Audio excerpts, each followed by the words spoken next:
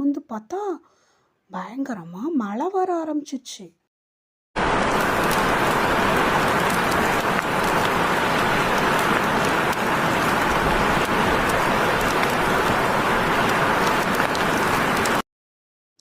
இப்படி மழை பெய்ய ஆரம்பிச்சோன்னையே அவனோட எறும்பு நண்பர்கள் எல்லாம் அவங்களோட வீட்டுக்குள்ளே போக ஆரம்பிச்சிட்டாங்க. எறும்போட வீடு எது புத்து தானே, அதுக்குள்ளே எல்லாரும் போய் பாதுகாப்பாக இருக்க போயிட்டாங்க.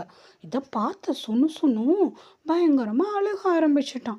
நீங்கள்லாம் உங்கள் வீட்டுக்கு போயிட்டீங்கன்னா எங்கள் வீடு தூரமாக இருக்குது, நான் அப்படியே மழையிலே நனைஞ்சிட்டு இருக்கணும்னு சொல்லி பயங்கரமாக அழுக ஆரம்பிச்சிட்டான். இதை பார்த்தா அவனோட எறும்பு நண்பர் மேலே வந்து, ஏ சுனு உன்னோட வீடு தான் உன்னோட முதுகில் தானே இருக்குது, நீ உன்னோட வீட்டுக்குள்ளே பத்திரமா இருப்பியாமா, மழை நின்னதும் நம்ம வீட்டுக்கு போகலாம் அப்படின்னு சொல்லி சொன்னாங்க.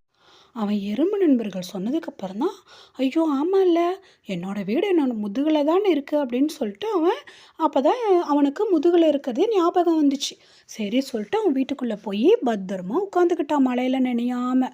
மழை எப்போ விடும்னு சொல்லிட்டு பார்த்துட்டே இருந்தான். கொஞ்சம் நேரம் கழித்து மழை நின்னையே அவன் தலையை மட்டும் தூக்கி மேலே இப்படி பார்த்தான்.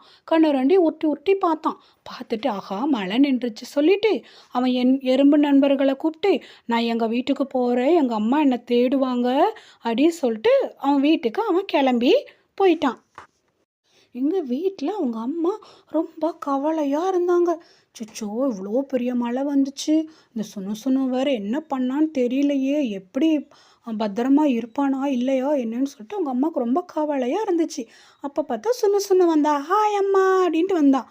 ஏ சுனு எப்படி இவ்வளோ பெரிய மழை வந்துச்சு, நீ என்ன பண்ண, எப்படி மழையில இருந்து உன்னை பாதுகாத்துக்கிட்ட அப்படின்னு கேட்டாங்க. அப்போ அம்மா என்னோட வீடு தான் என்னோட முதுகில் தானே இருக்கு, நான் என் வீட்டுக்குள்ளே நான் பத்திரமா இருந்துக்கிட்டேன்னு சொன்னான்.